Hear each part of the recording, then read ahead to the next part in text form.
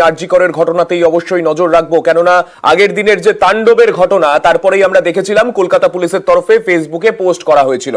ফেসবুকে একেবারে ছবি দিয়ে তারা পোস্ট করেছিলেন, সেই ছবি দিয়ে পোস্ট করে তারা আরজি জানিয়েছিলেন সাধারণ মানুষকে, যেন তারা এই গোটা ঘটনায় সাধারণ মানুষের পাশে, সাধারণ মানুষের যারা এইভাবে বিভিন্নভাবে হামলা চালালো তাদের বিরুদ্ধে যেন তাদেরকে শনাক্ত করার ক্ষেত্রে পুলিশের সাহায্য করেন। আর সেই হামলার ঘটনায় এখন ধৃত 19।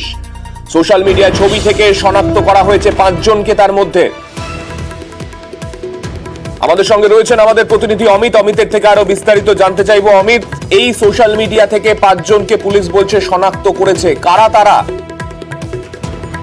একেবারে তো কলকাতা পুলিশের তরফ থেকে গতকালই হামলার ঘটনার বিভিন্ন ছবি কিন্তু পোস্ট করা হয়েছিল এবং বলা হয়েছিল যে শনাক্ত করে দিতে সাহায্য করার ক্ষেত্রে। সেক্ষেত্রে 5 জন ইতিমধ্যেই শনাক্ত করা সম্ভব হয়েছে এবং তারা কিন্তু এই মুহূর্তে পুলিশের হাতে দিতে এখনো পর্যন্ত 19 জনকে গ্রেপ্তার করা হলো।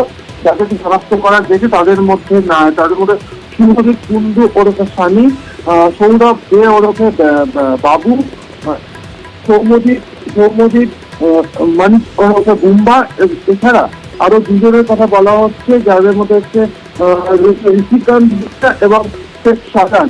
প্রত্যেকেরই ছবি কলকাতা পুলিশের তরফে কিন্তু পোস্ট করা হয়েছিল, কারণ হামলার ঘটনা থেকে বিভিন্ন সংবাদ মাধ্যমে দেখানো হয়েছিল।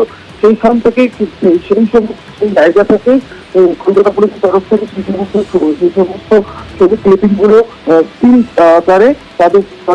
তাদের নিজস্ব পেজে সেটা শেয়ার করেছিল এবং সাধারণ মানুষের সাহায্য চেয়েছিল এটাকে চিহ্নিত করার ক্ষেত্রে।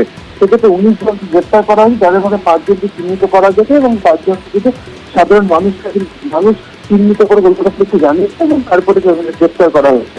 আমি তোমার থেকে একটা বিষয় জানতে চাইবো, এই 19 জন মোট ধৃত, তার মধ্যে 5 জনকে কলকাতা পুলিশের দাবি তারা সোশ্যাল মিডিয়ায় যে ছবি শেয়ার করেছিলেন তার থেকে সাধারণ মানুষ তাদেরকে শনাক্ত করে সেইভাবেই পুলিশকে সহায়তা করেছেন, যে কারণে পুলিশ তাদেরকে আইডেন্টিফাই করতে পেরেছে।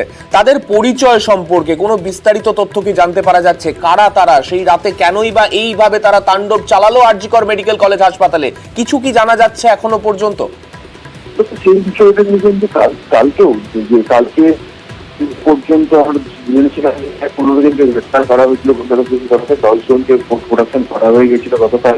সেক্ষেত্রে এদের পরিচয় জানার কিন্তু চেষ্টা চালানো হচ্ছে, কারণ সেদিন প্রায় 500 থেকে 700 লোক ওখানে একসাথে প্রথম জড়ো হওয়া, তারপরে হামলা চালানো এবং হামলা চালানোর ক্ষেত্রে যারা ভেতরে ঢুকে ভাঙচুর করেছিল তাদের কিন্তু চিহ্নিতকরণের কাজ করেছে এবং তাদের ব্যাকগ্রাউন্ড, মানে তারা হঠাৎ করে কেন ওখানে এলো, তাদের ব্যাকগ্রাউন্ড পুরোটাই কিন্তু এই মুহূর্তে তদন্ত সাপেক্ষ। এবং গতকাল অতিরিক্ত পুলিশ কমিশনার র্যাঙ্কের অফিসার তিনি নিজে জিজ্ঞাসাবাদ করেছেন লালবাজারে, সমস্ত কিন্তু এই মুহূর্তে তদন্ত চলছে এবং কলকাতা তরফে বলা হচ্ছে যে এখনো পর্যন্ত 19 জনকে গ্রেপ্তার করা হলেও আর এই সংখ্যাটা বাড়বে, কারণ আরো অনেকে ওখানে ছিল এই ভাঙচুরের ঘটনায়।